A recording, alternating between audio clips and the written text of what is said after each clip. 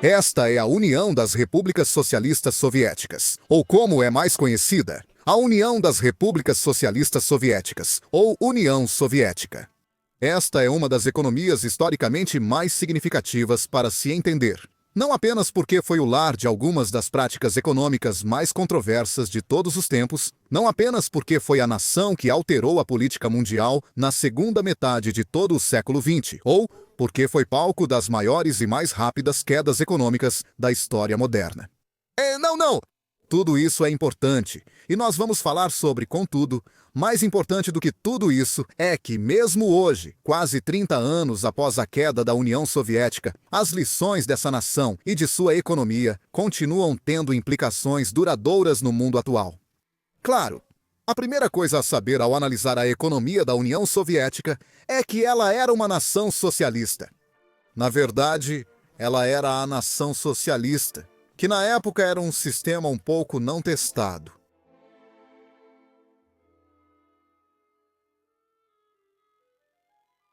Em 1917, a Rússia era extremamente desigual, marcada por um sistema de classes com nobres, oficiais e o restante da população. Nós exploramos a desigualdade de riqueza na semana passada, quando olhamos para a África do Sul, que hoje é a nação mais desigual do mundo. Mas a África do Sul parece a Disneylândia comparada ao Império Russo no início do século XX. As pessoas eventualmente ficaram bem cansadas disso. Ter que lutar na Primeira Guerra Mundial para proteger um país que não os alimentava parecia bastante injusto, e isso era um terreno fértil para líderes influentes sugerirem que as massas proletárias lutassem contra os verdadeiros inimigos para tomar os meios de produção, o que, aliás, é uma expressão muito enraizada na economia. Para produzir algo, são necessários fatores de produção: terra, trabalho e capital. As teorias marxistas da Revolução afirmavam que a maioria da população controla a maior parte da força de trabalho, o que faz sentido. Pessoas equivalem a trabalho. Mas o que definia a classe dominante é que eles eram donos das terras e das fábricas, a parte da terra e do capital dessa equação. Não há nada impedindo que os trabalhadores tomem esses ativos para o povo e então, tcharam, nós controlamos todo o sistema. Desculpe, Nikolai, velho camarada. Não precisamos mais de você. Foi um período tumultuado na história da Rússia. Houve guerras civis, mundiais, vácuos de poder. E tudo isso, claro, causou grande agitação social e econômica. Das proverbiais cinzas, esse homem acabou ascendendo a uma posição de poder indiscutível. Iósif Stalin era visto por muitos como o líder forte necessário para restaurar a ordem. Um erro comum era pensar que a Revolução Russa levou o país diretamente ao socialismo. Na verdade, a nação só passou a se parecer com o que Karl Marx ou Vladimir Lenin imaginavam em 1928, 4 anos após a morte de Lenin. Nesse período, Iósif Stalin criou o primeiro plano quinquenal, que se tornou base dos estados socialistas de economia centralmente planejada. Vimos isso na China. Ainda vemos na Coreia do Norte e até vimos isso na Índia. Mas a Rússia soviética foi, é claro, o berço desses sistemas. O primeiro plano quinquenal exigia foco rigoroso na indústria pesada e produção de alimentos. Stalin sabia o que uma população faminta causou aos antigos governantes russos e não queria repetir esses erros. O plano quinquenal definiu metas ambiciosas e monitorou todo o ciclo de produção, dos insumos aos resultados, incluindo preços e prazos de processamento. Isso causou alguns problemas. Todo o sistema era marcado por otimismo exagerado sobre o potencial de produção e prejudicado pela má comunicação dos números. Havia uma falta de supervisão real entre os trabalhadores, gerentes e líderes, e todos tinham medo de sair da linha. Se você decepciona seu gerente no trabalho, isso não será bom para você. Mas, da mesma forma, é difícil punir um trabalhador porque eles eram a base da nação socialista. O termo soviético é, na verdade, apenas um termo russo para conselho de trabalhadores, ou basicamente um sindicato de trabalhadores. Um método mais eficaz era mentir sobre os números de produção em todos os níveis para cumprir os critérios mínimos. E todo mundo meio que concordava em manter essa mentira, porque isso era conveniente para as pessoas em todas as etapas e níveis do ciclo de produção, para que ninguém acabasse sendo enviado para o Gulag. Agora, outra grande falha em todo esse sistema, que é frequentemente apontada, é a falta de incentivo para colocar qualquer tipo de esforço extra no seu trabalho. Uma limitação típica dos sistemas sociais marxista-leninistas é que eles não oferecem muito em termos de motivação para ser um trabalhador, gerente ou empresa mais produtivo.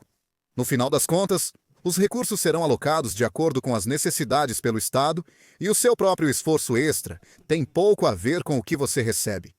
A maioria das pessoas deveria ser capaz de entender isso, mas o que a maioria não percebe é que esse problema não é necessariamente exclusivo de um sistema socialista. A maioria dos trabalhadores em países desenvolvidos são funcionários assalariados que recebem um salário base e talvez um bônus por atingir certas metas.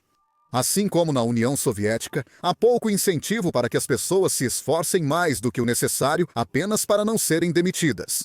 Isso levou a um fenômeno em que muitos trabalhadores ficam ociosos durante a maior parte do expediente, como talvez você esteja agora assistindo a este vídeo.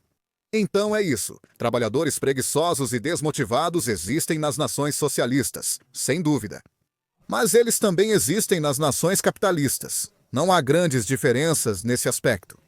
Algo que realmente faz diferença, porém, é talvez algo que passa despercebido para a maioria das pessoas que avaliam os estados socialistas. E isso é a enorme má gestão de recursos que são alocados com base em orientações ideológicas políticas em vez de teorias econômicas. Lembra dos planos econômicos de Stalin que controlavam entrada e saída? O governo fazia isso por dois motivos. Primeiro, para avaliar se o plano tinha sido bem-sucedido, mas também para alocar recursos para indústrias com baixo desempenho. Se a agricultura produzia 1 milhão de toneladas de batatas, mas se esperavam 2 milhões, o Partido Comunista apenas dobrava trabalhadores, fertilizantes e terras para tentar dobrar a produção. E normalmente isso até funcionava, mas era uma forma meio invertida de olhar para as coisas. A União Soviética decidiu que queria produzir uma quantidade X e não se importava com o que precisava fazer para atingir esse nível. Isso fazia sentido politicamente. A União Soviética alcançava resultados fazendo as coisas funcionarem. O líder supremo do Partido Comunista prometeu batatas, então você vai receber essas batatas. Todo o sistema me lembra do antigo programa Caçadores de Mitos, onde testavam teorias científicas com experimentos televisivos, como tirar cimento sólido de um caminhão com dinamite. Se os resultados reais não impressionaram, na televisão faziam um quadro chamado Replicando os Resultados, geralmente empilhando muitos explosivos e transformando parte do sul da Califórnia em uma cratera. Não é bem uma boa ciência, mas faz todos se sentirem bem. O mesmo vale para a União Soviética, de certa forma. Se os resultados não fossem impressionantes o suficiente para apresentar ao povo da nação, eles simplesmente jogavam uma enorme quantidade de recursos e mão de obra no problema até chegar ao ponto em que os resultados desejados fossem alcançados. Não é exatamente uma boa economia, mas faz todo mundo se sentir bem. Isso, por si só, significava que muitos recursos eram desperdiçados em áreas e indústrias que simplesmente não existiriam em um mercado competitivo normal. Isso ia além. Imagine ser um gerente intermediário soviético ambicioso e de moral duvidosa. Você poderia gerir sua fábrica de forma eficiente, usando menos recursos para obter melhores resultados e talvez receber um tapinha nas costas. Mas pode ter certeza, no próximo plano quinquenal, você só vai receber novamente o mínimo de recursos e ainda vão esperar que você produza o mesmo, se não mais. Uma estratégia mais inteligente é simplesmente ser realmente ineficiente. Desperdice recursos, mantenha funcionários ociosos e orgulhe-se de não atingir as metas. O que isso vai significar é que, no próximo plano quinquenal, você receberá mais trabalhadores, uma fábrica maior e mais recursos, e parecerá um herói quando aumentar um pouco a produção em relação ao último ano de baixo desempenho. Isso é um ato de equilíbrio perigoso. Você quer acertar na medida, Porque se ficar muito óbvio o que você está fazendo, é para os gulags que você vai. Essa questão de subdesempenho deliberado ou uso excessivo do orçamento é, na verdade, um grande problema no setor público atualmente. É extremamente comum que órgãos governamentais encontrem qualquer maneira de gastar até os últimos centavos do seu orçamento, porque sabem que, se não usarem este ano, será retirado deles no próximo ano. Então, você é praticamente forçado a usá-lo. A diferença era que, na União Soviética, o setor público abrangia todos os setores, tornando o problema de má gestão de recursos muito mais comum. No entanto, o problema com a alocação de ativos não parou por aí. Esse era quase um problema superficial, em comparação com a obsessão da União Soviética pela acumulação de recursos de capital.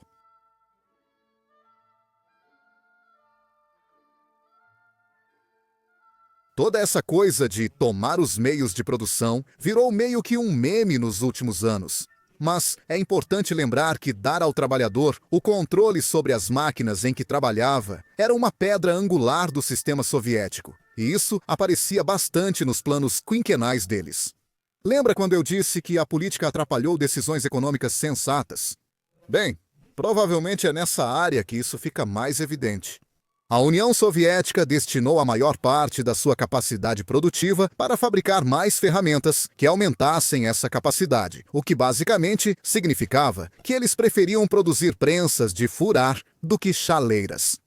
As primeiras aumentam o potencial econômico, enquanto as últimas elevam a qualidade e o padrão de vida dos moradores. Mas a União Soviética era obcecada pelo crescimento nos relatórios, e por isso preferia muito mais produzir coisas que serviriam para fabricar outras coisas.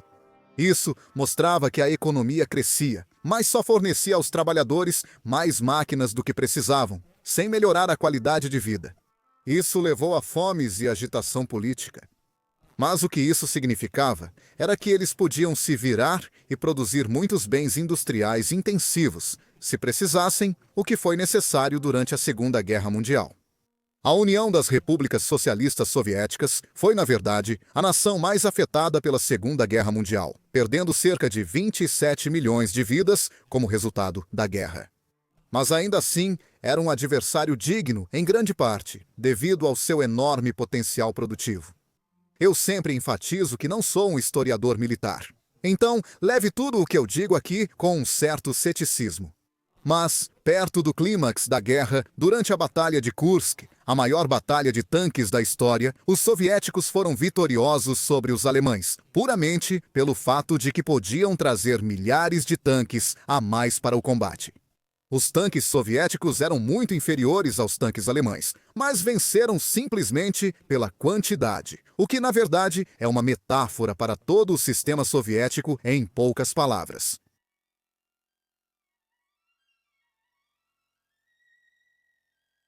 Após a morte de Stalin, líderes soviéticos passaram a adotar políticas econômicas mais liberais, vendo os cidadãos não só como trabalhadores, mas também como consumidores. A fabricação de equipamentos ruins deu lugar à produção de carros ruins para tentar elevar o padrão de vida, mas a União Soviética continuava sendo o exemplo clássico de sistema econômico marxista-leninista, e era difícil se afastar dessas raízes. Como resultado disso e de uma Guerra Fria cada vez mais cara, os cidadãos da União viram muito pouco em termos de crescimento econômico e prosperidade. As ineficiências continuaram prejudicando a nação, e os poucos países com quem a União podia negociar também enfrentavam problemas semelhantes. Curiosamente, até sua queda em 1991, a União Soviética ainda era a segunda maior economia do mundo em termos de produto interno bruto. Mas isso não refletia propriamente a situação do país. A Rússia tinha uma população enorme e conseguia movimentar muito dinheiro, o que parecia ótimo nos números do PIB, mas era uma nação de joelhos que mal conseguia alimentar o gigante trabalhador em que havia se transformado. A política de quantidade acima da qualidade só os levou até certo ponto e, eventualmente, eles desmoronaram por dentro.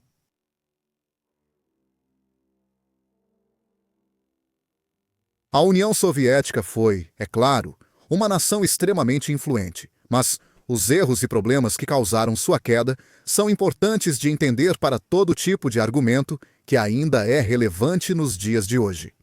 Falhas da União Soviética geralmente são usadas para desacreditar políticas socialistas em países desenvolvidos.